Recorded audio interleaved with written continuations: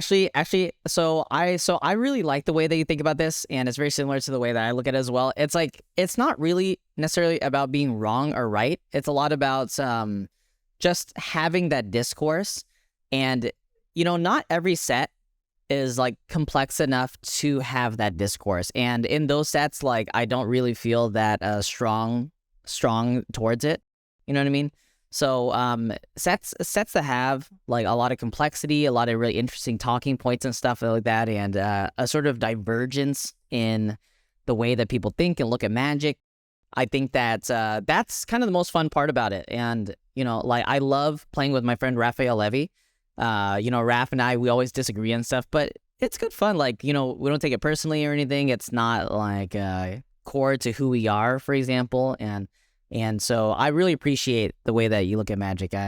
So thank you for that, Max. Thank you. Thank you. I didn't used to be like that at all, so I'm glad you didn't have me on when I was 2 years younger and just like convinced I was the smartest person in the world.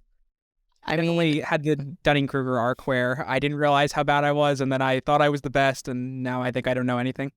Yeah. Nice. I mean, so like back in the day, I think that I did have more of an ego as well. A lot of my viewers have been with me for a very long time now, over the last like 4.5 years of me streaming on Twitch. But a lot of it back then was like I wasn't really that like comfortable with the way that people spoke in Magic. People are always like, "Oh, this card's bad, you're bad," and stuff like that. And I'm just like, okay, well, I'm just gonna push against that as well. I'm like, all right, well, screw you too, kind of thing. And I've chilled out a lot. But yeah, overall, it's always been the sort of discourse in Magic for me. So yeah, let me go ahead and link your thread here in the chat. So if you guys want to check out Max, drop him a follow on Twitter as well. And also, someday Max will probably stream again, I'm assuming. So someday, give him a follow. YouTube video, they'll probably be first. Okay. I make really in-depth guides. I would do like one per format and just like go on a complete stream of consciousness rant. I don't think it was actually super watchable, but the people who could find my speaking intelligible appeared to enjoy it. Yeah, Andre spoke really good words about you on social media as well, and I was like, wow, all right. I wanted to take a look at who the man Max is, and I was very pleasantly surprised by the language and the sort of philosophy. So it's great having you on today. All right, so thank you so much, man. All right, so going through your thread here. So let's go and talk a little bit about the battles. Battles is a new mechanic. I can probably pull up a battle here on screen as well. So here you said that battles are format warping. Even in games where none are played, the resistance shapes how you should be drafting, building, and playing. So you mentioned that every battle is an insanely rated card, and if you flip it, it's very hard to be losing that game, which kind of emphasizes on like the sort of play draw nature of the deck as well. The play draw nature of the format, but flipping battles is consistently impossible. So drafting around trying to flip battles will cost too much for too little gain. So you mentioned here that you should be prioritizing removal, draft lower variance cards, and value curve pieces that scale into the late game. So can you emphasize a little bit here on your philosophy on battles and how it shapes the format? Totally. So first of all, I want to say, when writing Twitter threads and communicating through written language, you have to be hyperbolic. And here, I was hyperbolic. I want to clarify that, like, reading this, it can sound like I think battles are the end-all be-all of the format, that they are the only thing you should be thinking about. Definitely not that much. Very things in Magic are that definitive. To Headspace earlier, yeah, I think the saying of that, yes, if you flip a battle, they're all crazy cards. We can find the worst battle in the format, which I think is Invasion of Kamigawa. 3 in a blue, tap a creature, put a stun counter on it, flip into a 2/3 flyer that draws a card when it connects. If you read that as give your opponent 4 life and do both the front and the back side, that is a crazy card. The issue is flipping them.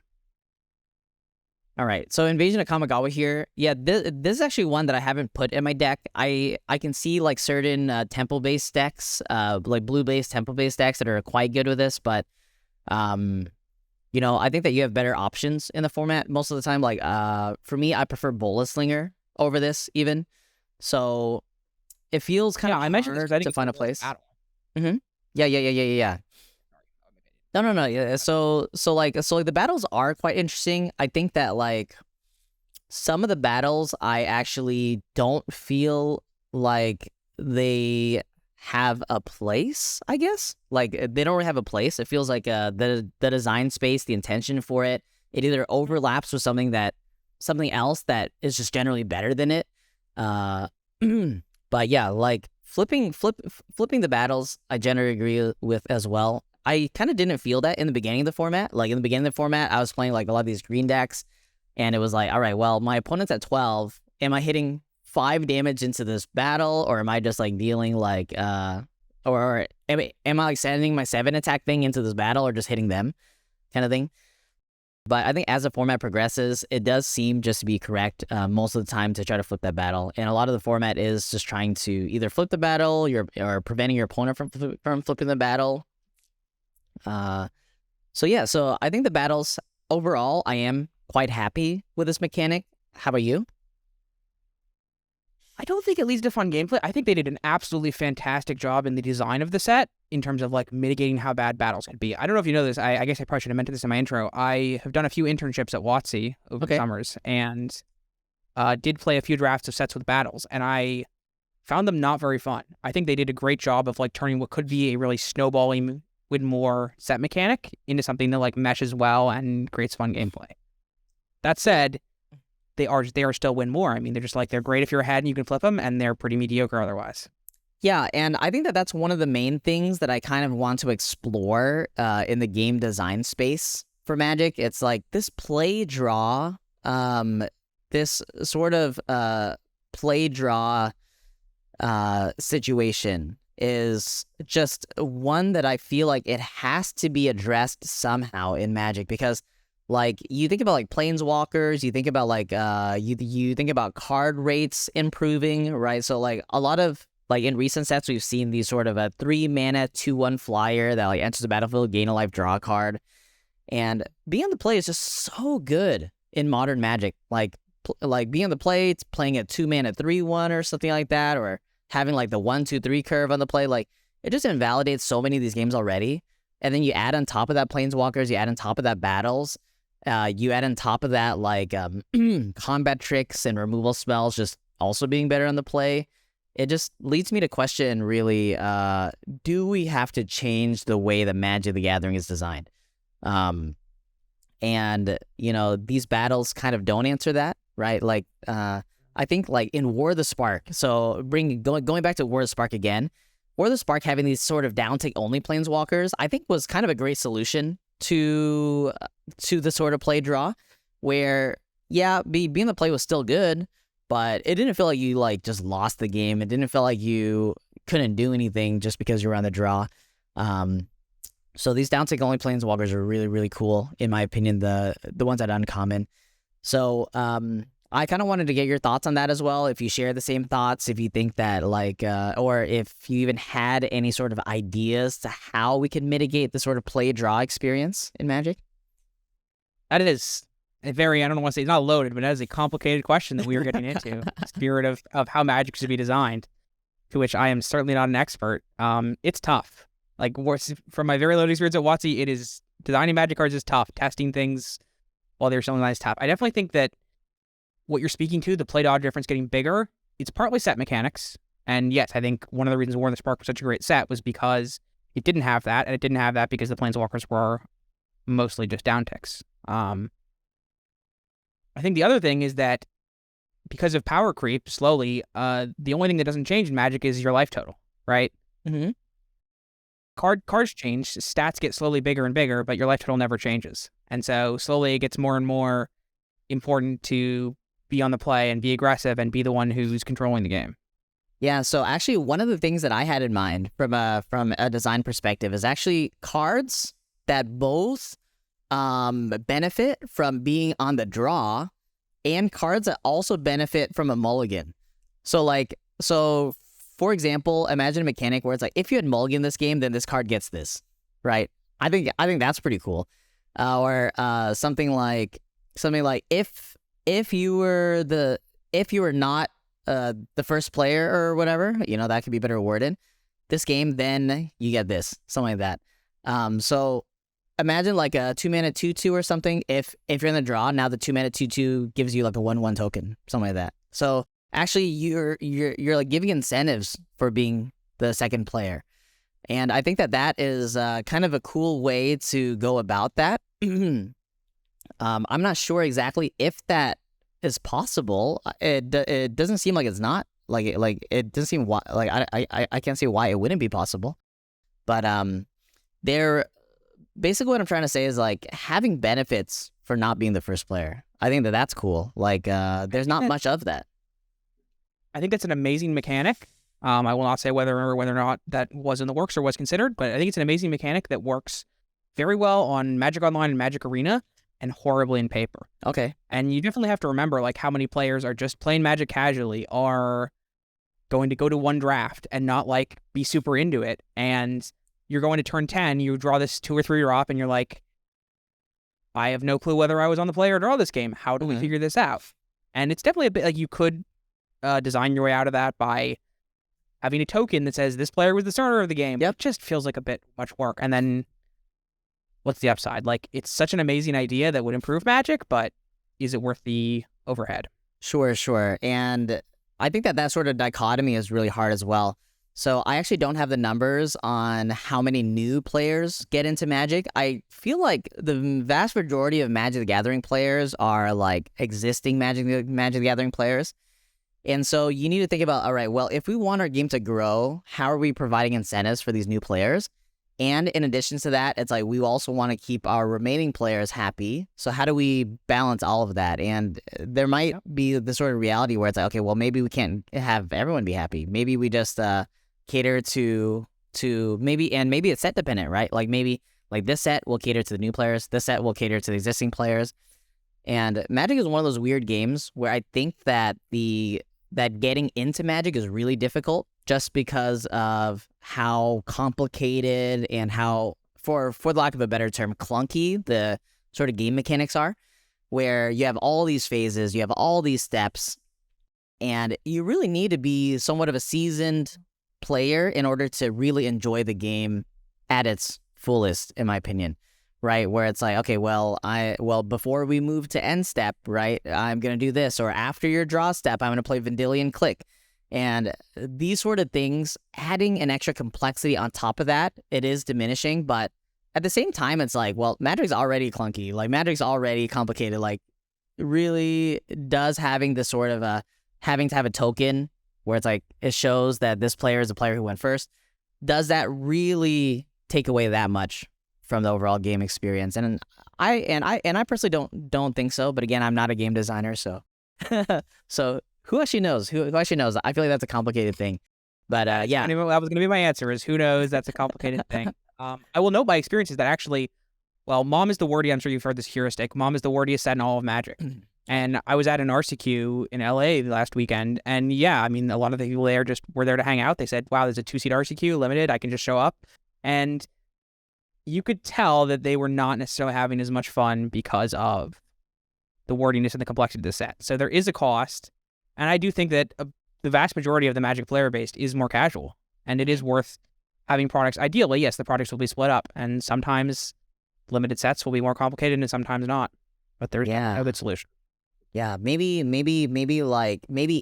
that general thought pattern, but at the same time, maybe having like less complexity on cards, right? Like, I don't think every card has to be a battle. Like I would be fine with there being like sort of less battles in the format as well.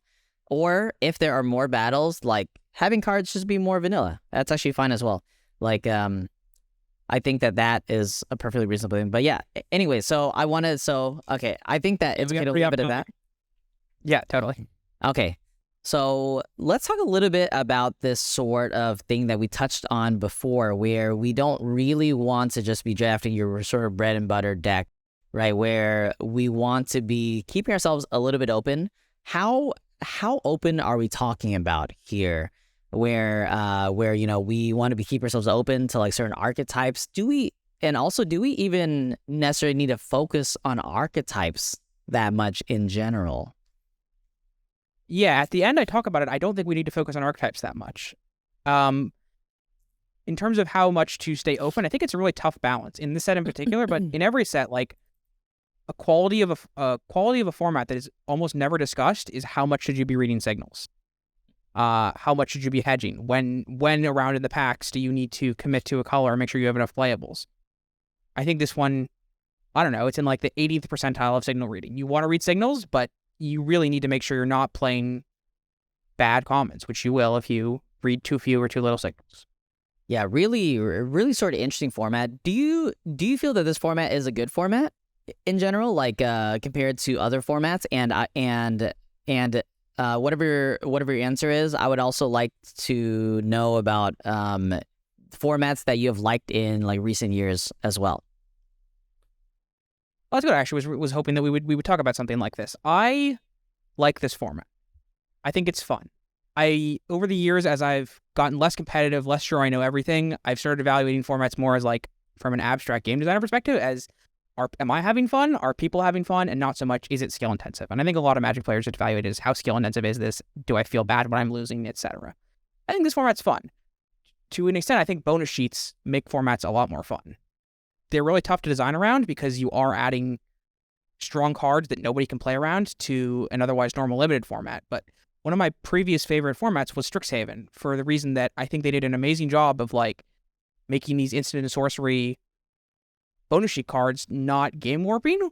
So you get all the benefits and none of the losses. The benefits being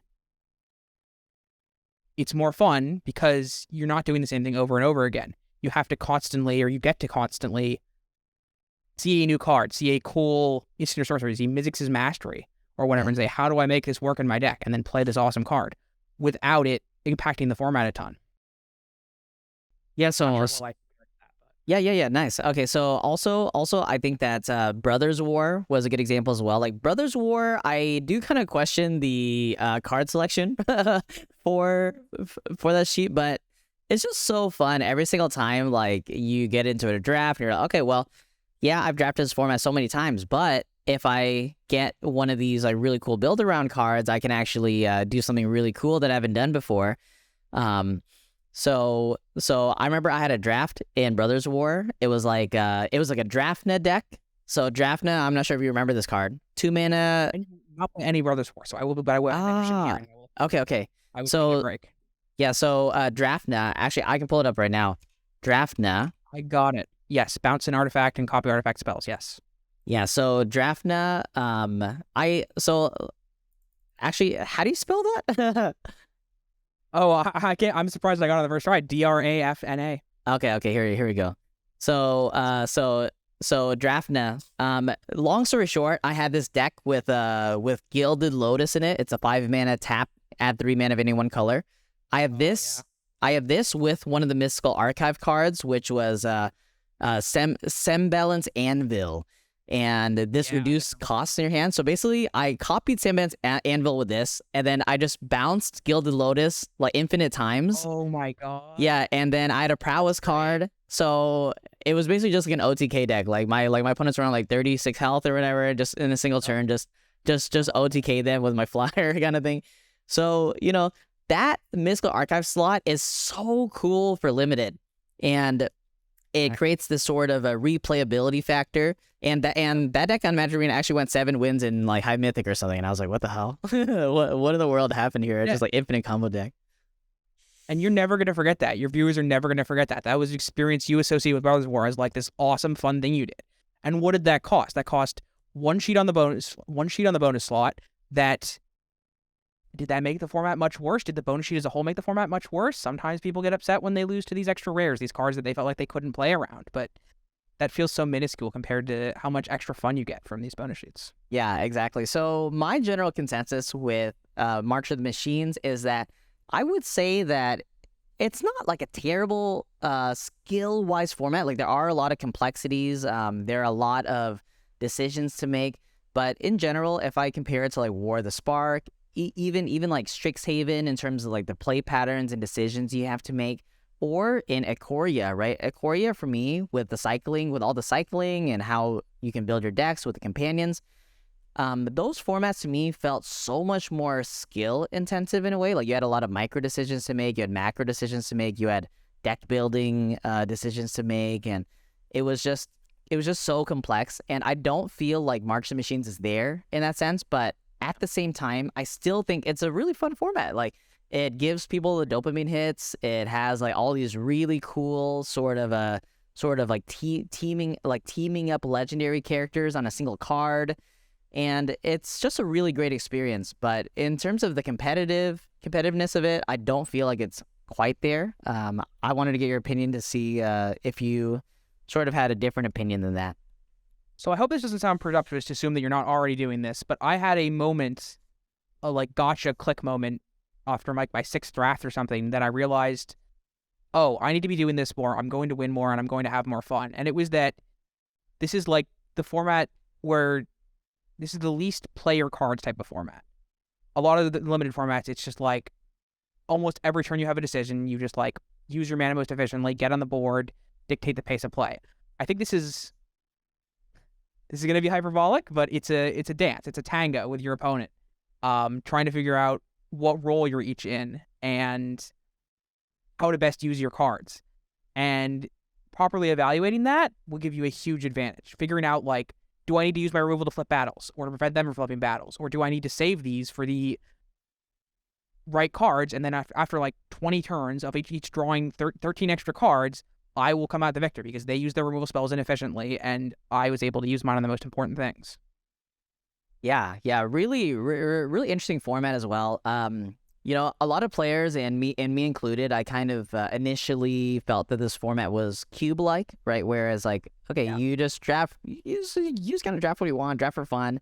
Outside of like a blue-white Knights deck, like you're not going to have the sort of coherentness that you experience in a normal format, right? Where there's like a lot of synergies between cards and like you can draft a deck, you can go into a deck, you can pick up, you know, cards for a deck where it's like say like the black-white deck. Like, is there a black-white incubation deck type of thing? I don't really think so. Like, it doesn't actually exist, right? No. So that's kind of the weird thing about this format. But all in all, I do think that from a design perspective, Dave Humphries did a really, really great job. Kind of in a way catering to everybody. And you know, these days there are a lot of EDH players. EDH probably being the most popular format in all of Magic right now. So having all of these legendary cards, having EDH players come out to like get new packs and stuff like that, try out the drafting experience, I think that they did a really good job on the angle for the set. And like how good the limited format is with how much they had to work around, with battles being a really potentially snowballing mechanic, with the bonus sheet full of bombs, like creature bombs, because they have to be because they're including legendary cards. They did a great job of making the common suite strong enough and including enough removal to make it still feel coherent and not super swingy. Okay, so one of the next things I wanted to talk about here is sort of the removal suite in the formats. And I personally feel like the removal suite is a little bit lacking. I could have seen something like a Spark Harvest or something in black. Like, I know black already has good removal, but these sort of like a Spark Harvest, a sort of Bone Splinters type card, I would have liked to see something like, I'm not sure, just like more ways to interact with these bombs. And there is already a decent amount of removal, but the way that I feel that the drafts end up is that I don't feel like my decks ever have enough removal. I'm not sure how you feel about it. So I'm curious, do you feel like are you basing this based on like numbers, like looking at the set list and saying this is not enough removal spells, or are you basing this on how you feel during the draft? I base it on how I feel during the draft and also how my decks always end up. Like, my decks always end up like very light on removal. Yep. And it's just like, you know, kind of what I was talking about before, where kind of what I was talking about before, where it feels like in this set, since it has a Mystical Archive slot, and it just feels like the removal is actually quite diluted. So if you look at like how many removal spells are in the set, yeah, there is a lot of removal. Every every color seems to have access to good removal, but the way that the drafts end up is decks are always just removal light, in my experience. Yep. I think that's an undercompensation. I think I know I looked at this when I was writing the thread. There is significantly more removal in this set than almost any other set in recent history. Black has 4 premium removal spells. Yep. Like, you're happy to play all of these cards. Blue has 2 plus a reasonable 1. Red has 2. White has 2, and green has 1. That's like not normal for formats, and that's all a common. And the uncommon makes it even better. However, the added removal, they didn't add as much removal as they did add more bombs. So that's why you feel like you're still light. Yes. Plus, everyone's prioritizing it. Yes. They could have maybe done a better job on that. Maybe not. You definitely never want a format to feel like the entire gameplay is just players trading creatures in removal and then top decking. So there's certainly an upper limit to it. But I can see why you would feel that way. I felt like that way too. But they did definitely make an effort. And yeah, that's just why it's so valuable. Yeah. Incredibly interesting formats. I do like it. I feel like the longevity is there, actually. Like, I feel like I can draft the set for probably like another 2-3 weeks and still just have a good time. And even after that, I probably wouldn't mind like here and there just firing up a March of the Machines draft. So I do think that's the hallmark of a great format is replayability. Yeah, and it's so refreshing. Actually, one of the next things we can talk about is what did you feel about Phyrexia All Will Be One? And I feel like this sort of contrast as well is something that we saw with the original Dominaria. I'm not sure if you played original Dominaria like back then. We're going to break into. I missed. Original Dominaria. Yes, I did play original Dom. Okay. So original Dominaria, basically my analysis on that is that it came right after Ixalan. And, Ixalan is actually a set that now looking back, if you approach it sort of like March of the Machines, it's just like dumb fun. It's not supposed to be super competitive or anything. Like, it's actually a pretty fun format. But players had a really bad taste of their mouth from Ixalan, and especially rivals of Ixalan coming after that.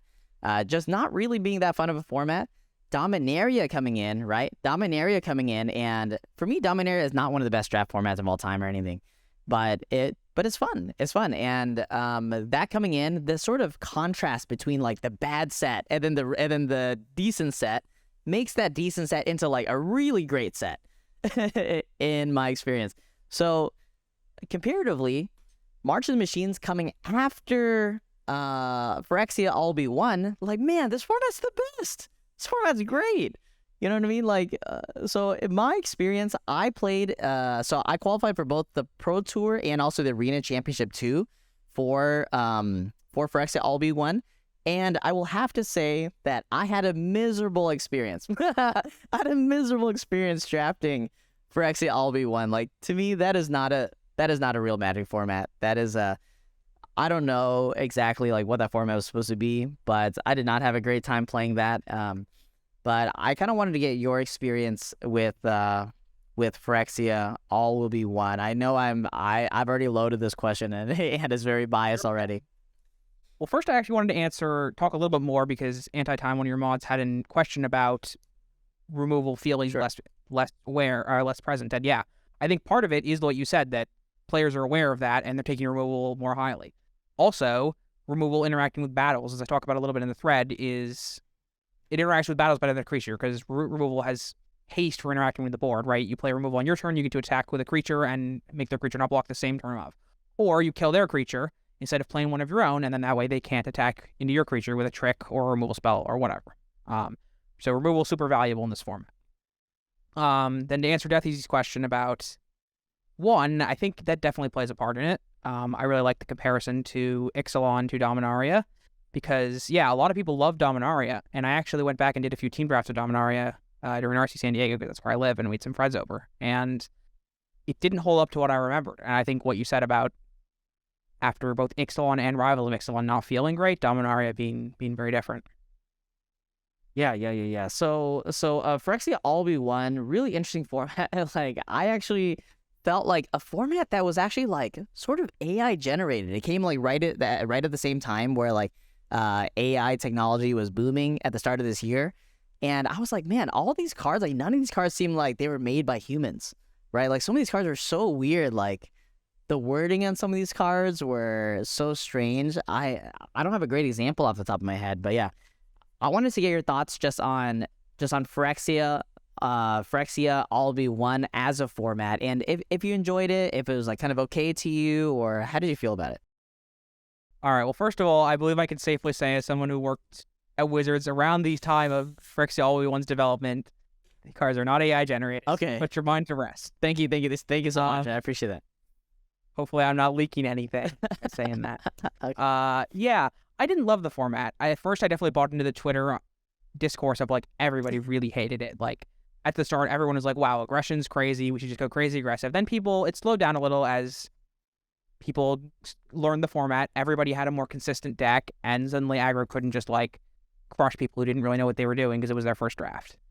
I think that mites are a really tough mechanic to work with because I'm going to call them 2/1s because 1 toxic is the equivalent of 2 life if you're trying to kill with toxic. Having 2/1s that can't block be all throughout the set really just impacts how you have to play. Yeah. And I think that's what ruined the set for me, was that just so many games where the person who got out early had a huge advantage, would win late games that they had no business winning just because their opponent couldn't attack a risk of being killed by mites. Yeah, and actually emphasizing that as well, it really reminded me of the gosh, what was I saying? It was what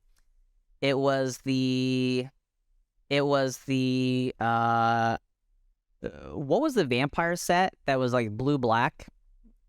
Blue black was really strong. Oh, Innistrad, one of the Innistrads? It was, which Innistrad was it? I think it was the first Innistrad Midnight Hunt? Yeah. I think it was Midnight Hunt, where you had these tokens, the decay tokens, where the decay tokens were 2/2s and they couldn't block. Yep. I personally really don't like that sort of design space where it's like you make these tokens and they can't block. It really reduces a lot of like the sort of agency in gameplay, where it's like, yeah, these mites, yeah, cool. You know, you're making tokens and mites, and you don't want the mites to be too strong, I guess. Like, you don't want them to be able to block as well, but like, just allowing them to block just creates a whole different environment. And personally, I would have liked that better if in Phyrexia all we won, if these mites could block. And you know, you maybe change the rates on the cards. Maybe like the 3 mana make 2/1/1 mites. They would be crazy. Yeah, like maybe make that 4 mana, right? But it just creates a more compelling gameplay environment. And I think I would have liked that format a lot if that simple change in mites was there. And so I think that it was a really weird format, like the way cards lined up, the way the play patterns were. It didn't really feel that good, I suppose. Yep. Unsatisfying. That's a great description. It's just like you kept feeling like, I guess I'll play my 5 mana 5/5 or whatever, and be very unsatisfied because if they have removal or they just can go wide, I'm just like losing. I think, you know what that made me think is, I think what makes Mom fun is you never really, it takes a while to figure out whether you've lost or not. Yep. It feels like your decisions are meaningful and you're not quite sure what's going to happen. You want to constantly be thinking, what could they have here? How does this work if I play this? Whereas with Phyrexia, you just kind of curved. You were pretty sure that if you fell behind early, you were like in a rough spot, and then you're just like playing out your cards and not being super engaged. At least that's how I felt. Yep. And I think that the like March of Machines, that sort of dynamic is one that I really buy into as well in Magic, where it's like, you know, so I had a deck just on my last stream where it was I actually had double City on Fire. it was a double City on Fire deck, and my chat was asking me like, okay, so what exactly is your deck? Like, are we an aggro deck? Are we a control deck? Like, it was a Boros deck, right? With white being the secondary color. And I was like, actually, I think my deck is an aggro control deck. Like, I'm actually just aggro control, because actually a lot of times it'll be like, sure, I'm the aggressor, but within a single turn, it'll flip from me being the aggressor, tapping for City on Fire. Okay, now all of a sudden I'm the control deck. Like, I'm actually just, you know, I've got my value. I'm no longer like just beating them down, and it's shifted into actually a different feel of the game. And I think that happens a lot in March of the Machines, where it'll be like one person's the aggressor, a battle will flip, all of a sudden the person who's the aggressor is no longer the aggressor. And this sort of trade-off between what it means in the traditional Magic the Gathering of like one player generally just holding that role for the entire game, that is not true for March of Machines. So That is one of the things that I like most about the format as well. Like, you really never know if you're like sort of losing or winning, and being able to identify these sort of situations actually is a big part of the format. And so it feels like your decisions matter, and it feels like this sort of a macro philosophy of whose role it is at any given time plays into why I really like the format. Yep. I love that you feel that way I do. I went on a bit of a rant earlier, if you remember, about how important it is to know what your role is and how the game state will shift all the time. And I agree that will happen a lot. And I think decks like the one you described, the red-white deck, that are able to flip that and are able to play in a lot of different ways depending on the context, get a huge boost in strength. Yeah, so, all right, so let's talk a little bit about how you feel the format has shifted and can shift into the next few weeks of us playing this format more. So, in general, I think that most players agree with us where the blue seems to be the sort of dominant color at the moment, and red being quite underwhelming, with green being sort of hit or miss, really depending on how your draft goes, and also that green is weak to blue as well, with like stern dismissal or whatever that card's called, the Alara's dismissal or something. It's the unsummon. Afara's dispersal, yes. Afara's dispersal. Okay. EPHARA. EPHARA. Afara. How do you ask? Yeah. Okay. Oh, sorry. Yeah. What? Yeah. Go on while I pull up this card. Okay. I think it's the strongest blue common. I was pretty happy to first pick it in the top 8 of my RCQ. It just ties all your blue decks together so well. Oh, never mind. Sorry. Preening Champion's the best blue common. I'm capping. Forgot that card existed. Yep. Preening Champion. Yep. Second best blue common. It's just so strong. The fact that tokens are a part of the set mechanic in the Phyrexian tokens with the counters, it means that it can turn itself into value pretty easily. The flexibility of it in terms of what your role is very valuable, because if you're the defender, you can get tons of value out of the costing 2 less and bounce value. And if you're in the late game, Surveil 2, I mean, it's not a card, but it's almost a card. It's quite a bit of value, and you can usually find a way to either bounce a token or turn it into an attack on a battle by doing this end step into something else. Yeah, really interesting format. Like, this card was not really on my radar in the beginning, like doing my set analysis and stuff, because traditionally, like, unsummons, we do recognize that is card disadvantage. But the way that it's played on this format is just unbelievable. Like, this card is so good in this format. And I think that one of the biggest implications is that it does make green a weaker color. Like, you can't just be playing these like big green monsters and stuff. And so there's this one card, Not Vold Hermit. It's the 4-mana 4/4. And in any other format, I feel like this is actually just a great card. Like, this format is well statted. It does really good stuff in terms of it being able to flip, get like these huge attacks in. But just the fact that blue and Afara's dispersal exists makes that just not really real in a lot of my runs. So, like, the green being like really weird in my Arena Open Day 2 draft, I like this really, really sweet green red deck, and I just couldn't be blue players, man. It's just impossible. It's just impossible. Yes, so I'm going to disagree with you a little bit here. Okay. Green is very bad as played conventionally. Yes, absolutely. Playing big fatty is not a thing in this format. There's tons of removal, and people are extra incentivized to play it. So if you just rely on like playing green plus fatties, you're not going to have a good time.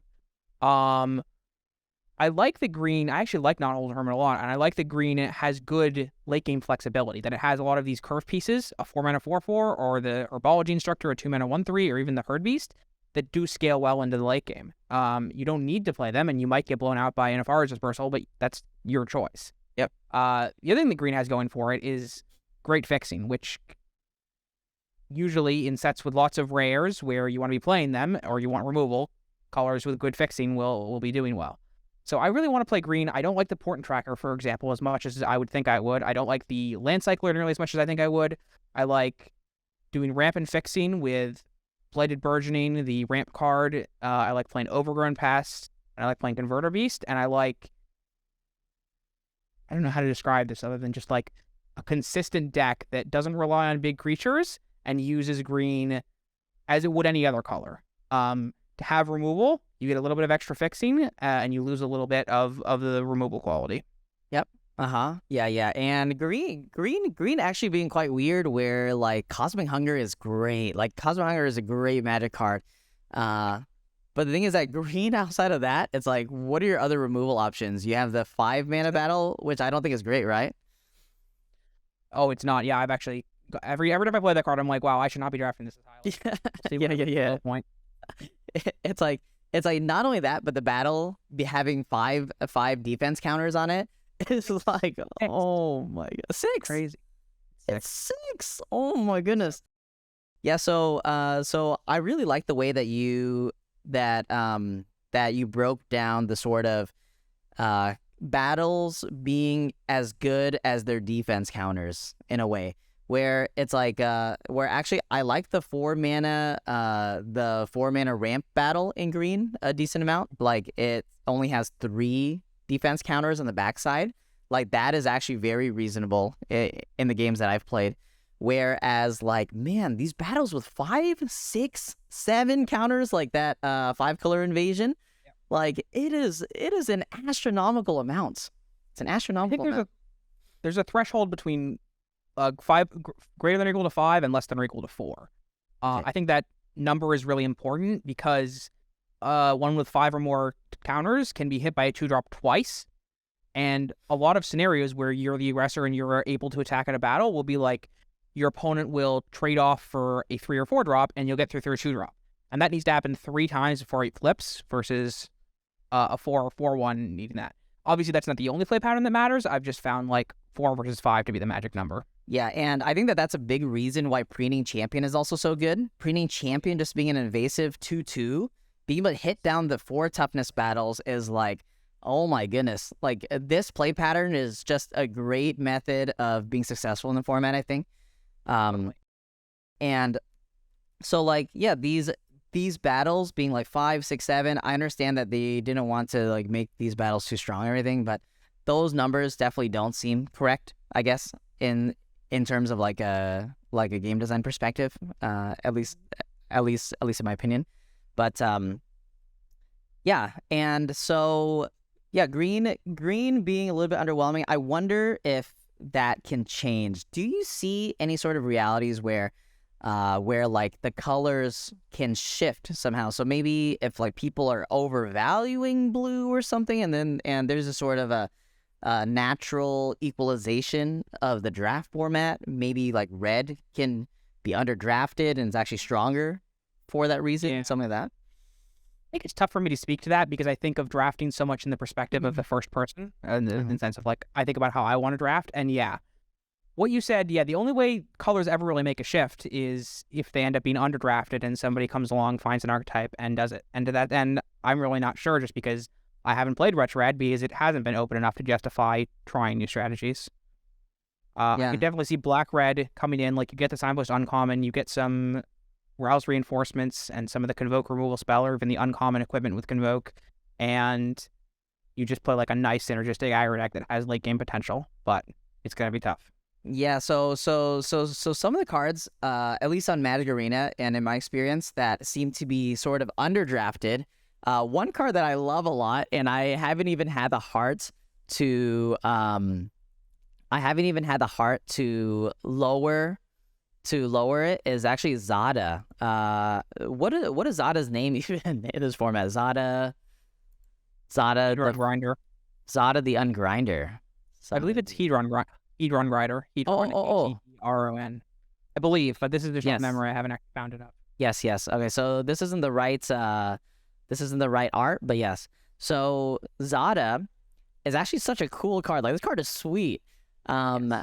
I think that in this format, you know, like the main card that I generally play this card with is the Convoke +2/+0 in red. And it's such like a fun play pattern, I guess. Like, at least for me. I don't think it's a fun play pattern for the opponent, but that is fine, I think, because it's like not that good. Like, it's not that good, or like not broken or anything.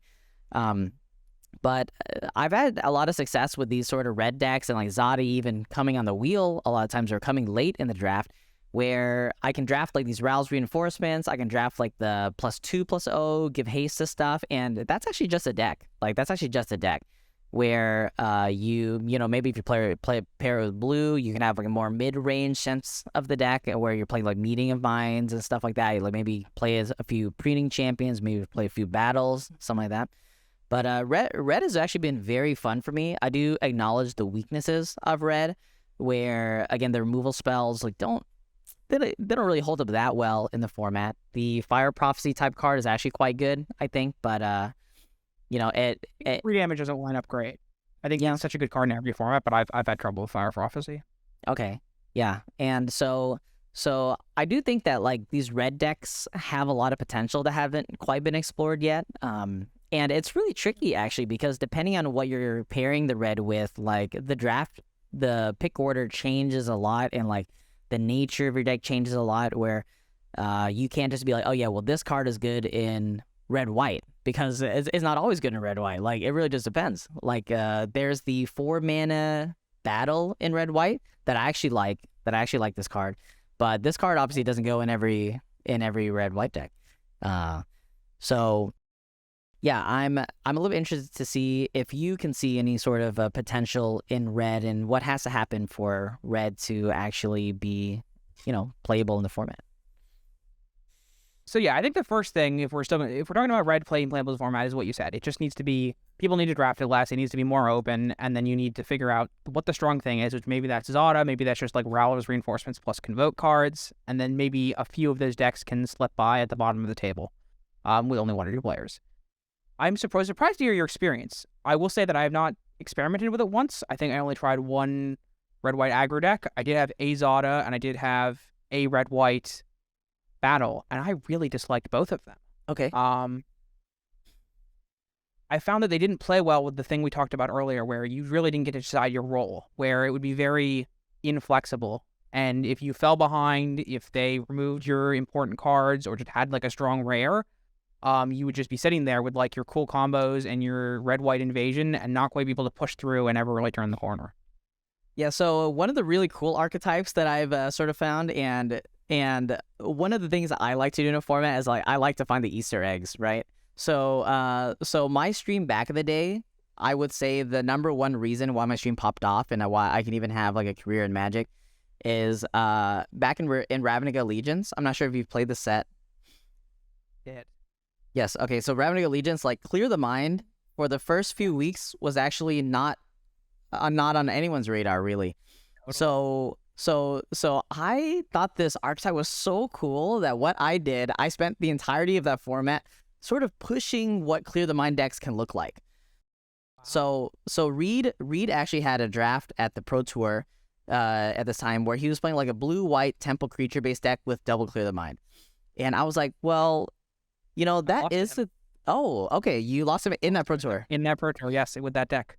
Okay. Wow. Okay, so I was like, you know what? Like, this is one way that you could do it, but really, you know, that deck is actually just fine without the Clear the Minds. Like, it's not really a Clear the Mind deck, in my opinion. So I was like, you know what? One really cool thing about that format was that in that format, the removal spells were so good, actually, against most decks outside of, like, the Orzhov. Outside of Orzhov, because, like, removal spells just line up terribly against Afterlife. But, for the most part, it's like removal spells are so good. What that means is that a large part of people's decks are actually just removal spells. So I was like, you know what? What if, like, why am I playing creatures at all? Like, why do I have to play creatures, right? So what happens is, you know, people end up with these games where they essentially mull to 3, where they have like these removal spells stuck in their hand. And I'm just over here just drawing cards, just removing their stuff and just looping my deck. And I had a lot of... Yeah, and I had a lot of 1 hour best of 1 games where it's like I didn't have any mill. Actually, I didn't have a thought collapse. I didn't have anything. Like, it was just natural mill. Like, my opponent is just, all right, just mill by drawing 1 card a turn. Wow. Yeah. And so, like, I really like these sort of Easter eggs in a format. So one of the things that I found in this format is actually, and I'm not saying it's competitive or anything, It's actually what I like to call the scroll shift deck. And you can play with Zada as well. So basically, if you have a Zada on board and you scroll shift, your entire board gets blinked. Yes, and you draw a billion cards. Yeah, and you draw a bunch of cards. And, you could be like, well, why not just run an aerial boost? You could have just won the game, right? But, this is like a really cool archetype, and I don't necessarily know if we can ever get to a point where the format is that slow, where like this is actually like a sort of like a third tier archetype or something like that. But have you explored like scroll shift at all? Is there any sort of viability in this card, you think, in the format? I think my answer is gonna have to be I don't know. I don't think I've put the card in my deck yet. One of my main weaknesses as a Magic player and as someone who tries to get good at limited is I associate this is a little too deep. This is not even close to Magic. I associate a lot of value with winning, and a lot of my happiness enjoying Magic with winning, and that means I just don't try new things, which honestly is bad even for winning in the future because it means I don't learn as much about the format. And scroll shift is one of those things. Yeah, my evaluation is that it's very bad. I cannot say for certain. I would say I'm 90% it's very bad, but I'm certainly not certain. Sure.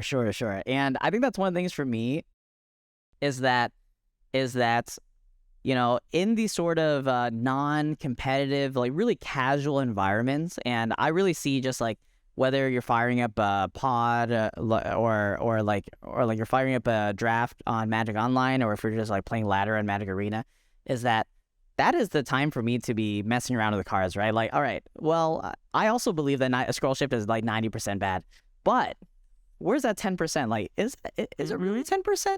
Is it like 15%? When you get that 10%? Yeah, exactly. So like trying to explore, exactly. Like trying to explore these sort of situations where it's like, actually, this card is unplayable unless this happens. And sometimes you actually find yourself in that seat. Like sometimes you're like, actually, there's no other good deck that I can draft in the seat. It's actually only the scroll shift deck. And so trying to find those moments is like a lot of the enjoyment for Magic for me these days. So scroll shift is one of the cards on my mind. Another card that I wanted to ask you about as well is if you've had any experience with Beat Stick. Yeah, I think it's just like a mediocre playable, which I never want to include because I don't like playing mediocre playables. But if you get the red-white bonus sheet card that gives all your equipped creatures double strike when they attack, then yeah, it suddenly goes to a pretty good card. Yeah, so this is a card that is very similar to a card that I sort of popularized back in Zendikar, is Goldvein Pick, right? Like Goldvein Pick, like back then. Time, right? Yeah. Sorry, yes. Kaldheim, yes. So in this format, like the entirety of the format was me playing Goldvein Pick in every deck. Like it was actually the best. And it started with, I'm not sure if you remember, but in the beginning of the format, like literally everybody and their mother was on like Goldvein Pick being actually just the trash unplayable card. Like this card is actually not a real card. And I was like, you know what? Like hold my beer, hold my beer for just one moment here. And I ended up playing like these sort of decks that had small early creatures and Goldvein Pick, and I was just playing like these 5-color like raptor decks. It's just like a raptor holding a Goldvein Pick. And I was just splashing everything. I should just played everything. And one of the cool things in the format is that it had the runes as well, so that you could actually enchant like the Goldvein Pick. So that was like a really fun play pattern. And Beantown Beatstick, it's not that for me. It definitely is not that. It being red and it being equipped 2 is like very, very different. But I will say that this card has been very surprising against me. So I haven't included it and played it enough yet. But whenever my opponents actually play Beatstick against me, I'm surprised by sort of the efficacy of it, just how much it's doing for a card that I'm not like playing at all. So I kind of wanted to get your sort of philosophy on this. Do you see this card being able to do something more than what we currently give it? So yeah, a couple thoughts from you saying all that. First of all, I want to say I appreciate that you do that, and I think you've convinced me to try stuff like that more, to just like at least give it a good faith effort. These cards that like are close to being good, that I feel like could be good, and I just like get in my head and I'm like, I have Theorycrafting. I'm like, I'm pretty sure this won't work in the deck. I'm just not going to bother. Okay. So I appreciate you, and I'm going to start doing that. Thank you. Thank you. Beantown Beestick. I'm pretty sure this card is bad. I have actually played with and against it a reasonable amount. I think it's subject to the, I don't have a name for it, but to the bias where when it's good against you, it's really good, and when it's not good against you, you don't really notice that it was there. Sure.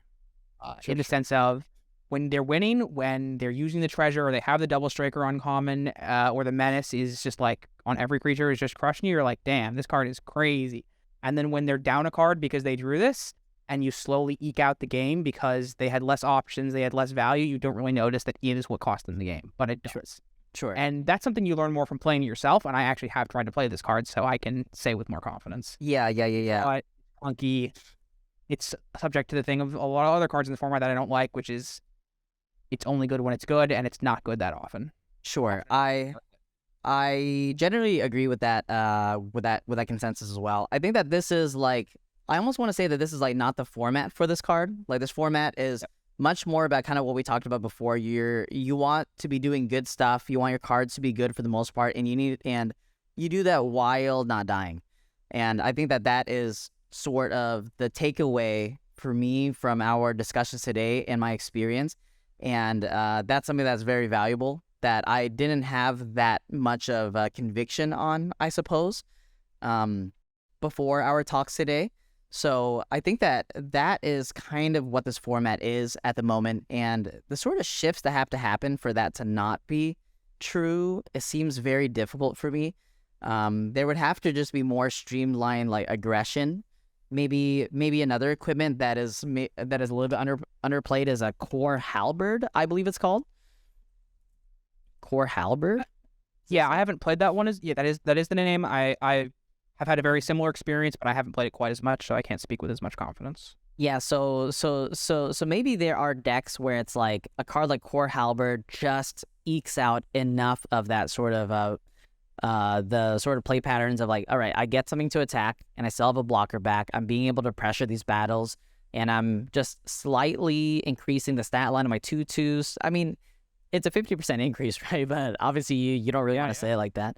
But it is sizably increasing the size of your creature. So I could see some sort of reality where these sort of strategies become more popular, and there's just a lot more pressure in terms of like early game combat, that it ekes out these sort of decks that are trying to go for these late game options. Like, you just are like incrementally losing on the board early enough that it becomes less compelling to draft these like greedy decks, to draft these decks that are going along, that are trying to play all these splashes and stuff. So I'm actually going to go a little bit off tangent here, but I will return to this. What I love about trying to solve limited formats and then communicate to people is my brain is, I think my brain is good at figuring out what's good and what's bad. My brain is not great at figuring out why these things. It works off data and experience. And I really like getting into, for example, my talks about battles, how battles affect the format, why I found that 2-drops having a curve was important, but that also flooding was rough. And I think how that relates to Core Halberd is the reason I don't like it and other equipments is partly because of battles, in the sense of you want your power and toughness now. You want your equity now. And so a card like Core Halberd that needs to really interact in a lot of combats to get value might not be great. Yeah. Same with the Beat Stick. Yeah. That plus, and in addition, another reason why equipments might not be good is the prevalence of rares and of removal. And so when you're spending mana to put something on a creature, it's not great if they have a rare and then you're doing this instead of removing it. It's yet another non-creature that isn't removal. And it's also not great if you do it and they remove your thing. Yep, exactly. And so add up like my experience of this is why I don't like equipments. Yes. So So really interesting spot in the format. I could see a few realities. I could see like the format not shifting at all. Actually, this format just being exactly how we drew it up, and it's just always going to be like that. One of the marks of a good format for me is these sort of shifts, right? Like, as the format goes on, the popular thing becoming less good because these other things are actually good. So this is like the sort of ebb and flow of how a format plays out is a really, really good indication of what I'm looking for in a format.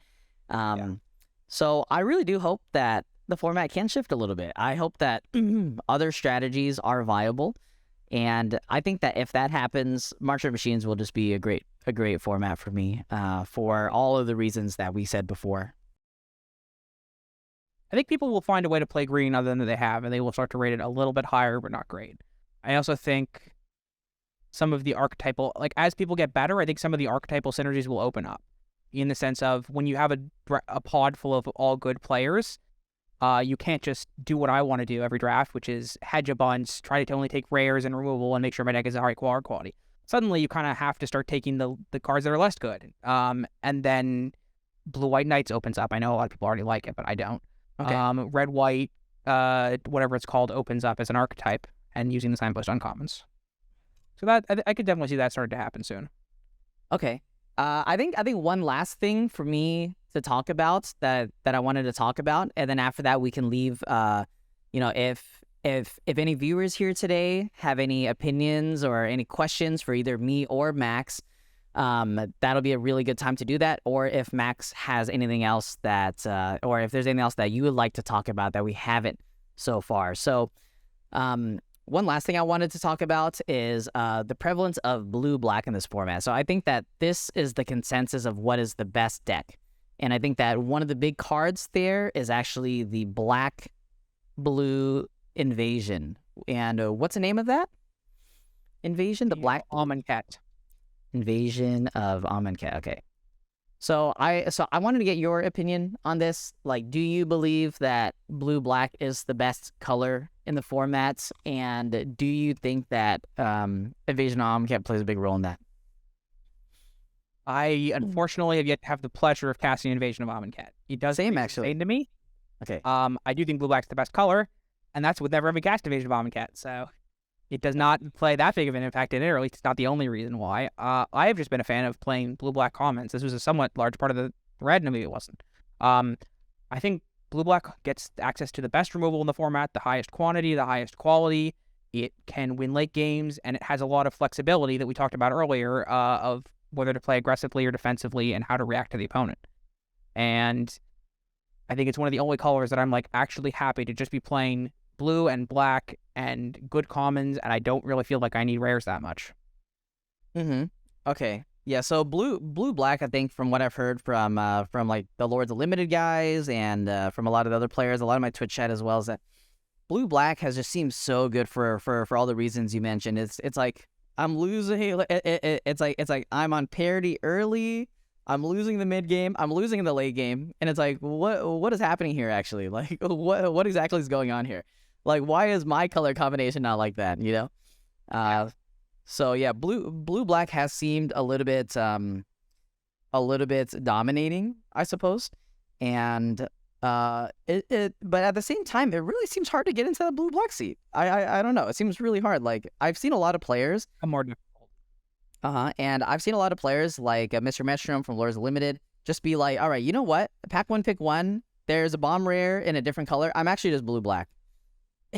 And I wonder how correct that is. Like, if you have any experience or any sort of insight on that, I would love to hear. I feel strongly that is incorrect. Certainly will not say that it is incorrect because you never know, but I feel strongly that you want to hedge and that you don't give up that much because blue-black, when it's open, has such a depth of playables, or not playables, but actually good cards and interaction. You don't need to force it early. That's one of the reasons I love it so much, is that you can take rares, you can hedge, and then if it turns out that your colors with the rares aren't open, you can just go blue-black if it is, and you'll probably fill out your deck with good cards still and not have to play anything mediocre. Yeah, I think, that is also what I'm on as well. And in general, I mean, there will be some sets like Ikoria, for example. So Ikoria, after the companions got nerfed, basically every single draft I did was I forced some sort of cycling deck. Like, it was actually just, that's all there was. And a big part of that for me was I felt like the companions, before they were nerfed, that actually balanced the format a lot. I think so. And it was like, yeah, the cycling decks are still good, but it's like, okay, but you can actually compete with like the good companion decks. So after that was gone, like having to pay 3 mana for this thing meant that like red-white cycling or like blue-red cycling, sometimes splashing Zenith Flare or something like that. Like these decks actually just became way too dominant. So generally what I'm trying to say here is that a good format for me is not a format where you just force one thing. So hopefully that, you know, it like we don't get to a point in March of the Machines where that is true. So yeah, kind of wanted to get your opinion on that. You know, I generally feel like, you know, you are a person who likes to stay open, and you do like that more. But I want to get your words on it. Yeah, I definitely bias towards hedging and reading signals more than everybody else normally, and I think in this set even more. And that I think that is fun. I think it's fun. I think it's skill intensive. A format like that. I think it might not be great for new players if we're getting into like the abstract game designer perspective. Is that if like a player feels like their deck is bad because they just forced, they're probably not having that good a time. But I love it that during the draft I have to constantly be thinking about how my deck is going to end up working, whether or when I need to commit, and how to best make all of this work together instead of just like, okay, I'm going to force red-white cycling or whatever an example you would like. All right, ladies and gentlemen. So that is all for my questions. I feel very, very full now in terms of knowledge and information, and it was a really great experience for me having you on here today, Mac. I wanted to end this portion now today with if you had anything else you wanted to talk about, if you had any sort of questions for either me or chat, and also if chat has any questions here for Max. I don't specifically yet. I did see someone ask for sealed heuristics, which I think is something pretty easy to talk about that we could do. Sure.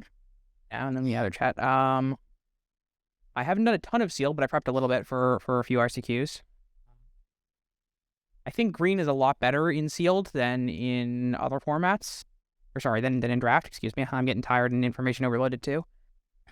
Just because you have more rares, it's more important that you're playing your rares, it's more important that you're playing removal, and also green has a lot of flexibility into the late game. Other thing in sealed, during building, I constantly found myself laying out decks and finding one color better than another, despite it not having that many rares. And I think the reason that I found that was 2-drops are actually quite important in the sealed format, and especially, as I'll keep saying, 2-drops with late game scaling potential. So I'll have like a crazy green-white deck, but all it had was 2 Shauna, the green-white 0/0. I think it's +1/+1 for each creature. And I was just like, I don't think this is going to play out well. I think I'm going to play clunkily and lose. And then I would have this deck that has 2 Aetherblade Agent and 2 Nezubi Informants, and like I'd get 2 more Rules Wells in black, and I'd be like, yeah, I don't really care that much that my 2-drops aren't crazy strong or that I don't have tons of rares. I just really want to be consistent and do my strong things that I already have access to. Yeah, really, really similar experience for me as well in sealed. I think that this sealed format is more volatile than a normal sealed format, just because of the Mystical Archive slot as well.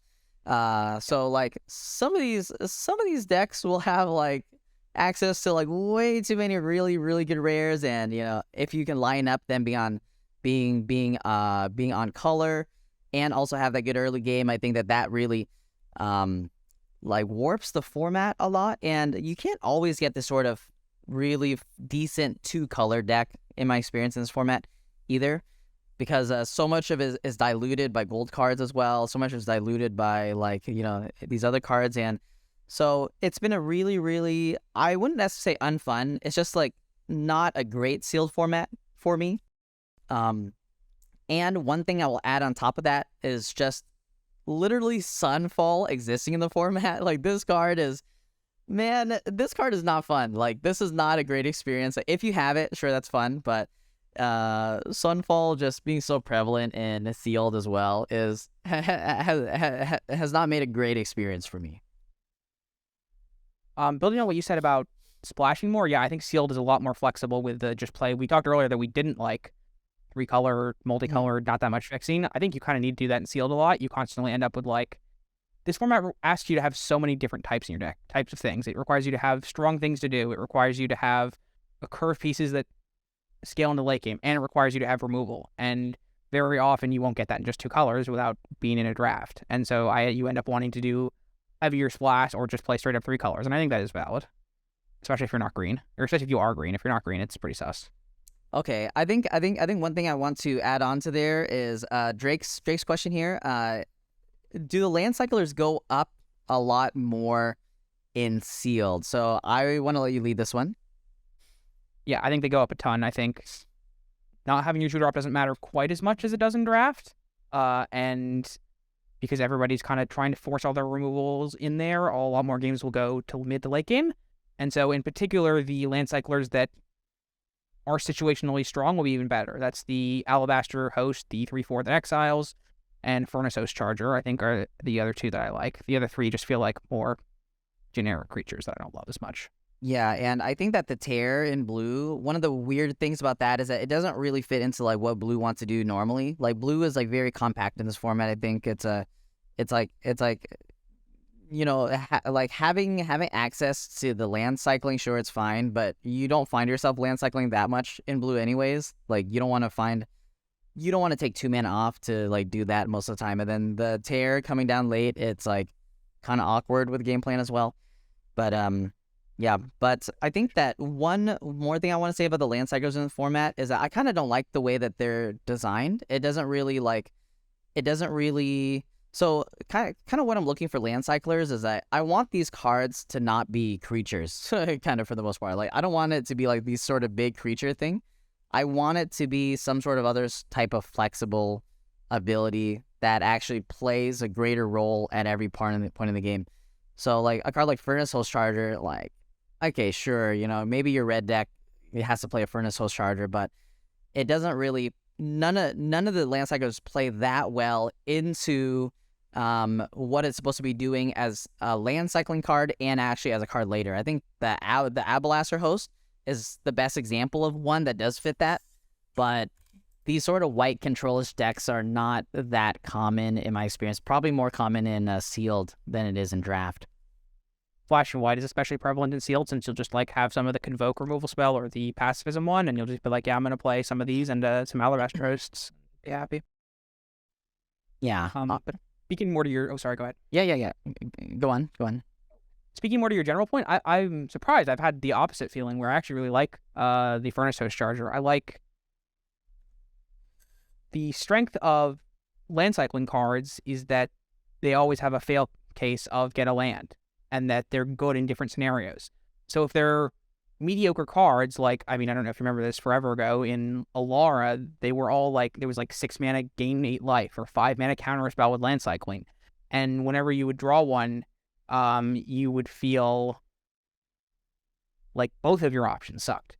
And what I like about Charger and Intercessor in particular is that there's more scenarios where you draw them and you're excited about them. And that's what I want in my land cycler. Okay. That's why I don't like the blue one, like you said, is you draw and you're like, wow, none of these options are great. I don't want to play a 6 mana 5/6. I don't want to take 2 mana off to cycle. Why is it in my deck? Yep, exactly. So I think my experience with Furnace Host Charger is that my red decks generally don't look like that. I suppose like it like my red decks don't really look mid range. So yeah. Yeah, so it's like very rarely am I playing these games where it's like I actually curve out like 4-drop, 5-drop, 6-drop or something like that, because red doesn't really have that great of mid-range options. You have the 5 mana 5/4 reach guy, and it's a serviceable card, but like, you know, how often are you happy playing that in your deck? And I think that you're even less happier playing that in a red deck. Whereas like the green decks can do that, right? Like the green decks can play the 5 mana 4/5 on curve, and that's like a pretty reasonable thing.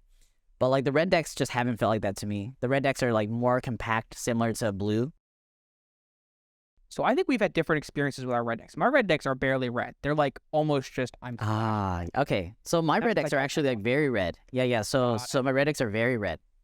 Have you had success with them? I found like when I tried that, I'm just like, wow, so many of these commons are so mediocre. I have had success with them, but at the same time, I'm not like playing in high mythic or anything at Magic Arena. So I think that plays a big big role in that, right? So if you're playing at like your local game store or something, like you're doing an F&M draft, like, okay, red is probably going to be better than red is normally. So I think that's a big part of it. So I will have to see more as as I play more and get into higher ranks and stuff like that, playing against better decks. But yeah, we'll have to see on red. I think that one thing that we do agree on is that red is a little bit undecided at the moment. Like, we're not actually sure where red lies and if it's good, if it has potentials, and when it has potentials. So I think that's a cool thing, leaving a little bit of mystery in the format left to explore. Something I'm a little worried about happening with red is that because the best cards, the really good cards that you're excited about, are so easily splashable and good in every deck, that being Volcanic Spite, to some degree the Convoke card, and I think even the Furnace Charger, because a lot of the best cards are like that red will just get sniped up by people trying to splash these cards, and the base red decks will just get even worse and even less consistent. Yep. I actually do think that 6-mana Convoke removal spell is actually fine. It's like a serviceable card, a card that I should be playing a little bit more. It's a card that I actually don't pick highly because I expect them to come back to me, and they actually don't. So, I might have to move that up in my pick order a little bit if I want those in my deck. But yeah, I think your analysis of like actually even exploring like how well we can integrate these cards into our deck by keeping these cards as a splash and having the deck look like a little bit weirder, where you're like, maybe I'm playing red just for Volcanic Spite and for the 6-mana Convoke thing if my deck can support it. So I think that is actually a really cool thing as well that I haven't explored enough in the format. I know we continue talking about this if you want. I saw another question. I'm sure we've missed some, but another question that seemed like could spark some good discussion, which was, how do you make sense of 5-color? Mm-hmm. How do you build it? And I think that's really tough, something a lot of newer players struggle with in particular. In almost every format, the answer is it's not 5-color. It's 2-color, making like either 3 splashes of the other colors, or maybe 1 heavier splash and then 2 smaller splashes. Yep. And that's almost always how I have the best success, just because it makes your mana not as bad. Yep. Hopefully that will also help you have a theme while you're drafting of like, this is what I'm doing as base, and I should be looking out for super strong cards in these other colors. Yes. So I think that's a great way to put it. So a lot of times in the past as well, in various formats, people almost see me as like a sort of a sorcerer, or like some sort of like witch doctor or something. They're like, how are you making these decks work? But really, if you look at it, the way that I build the 5-color decks, it's almost like either a monocolor or a 2-color deck, right? It's actually closer to monocolor than it is to 5-color. And then the rest of the cards are there. We find ways to play them. But the core of the deck is actually very, very, very consistent.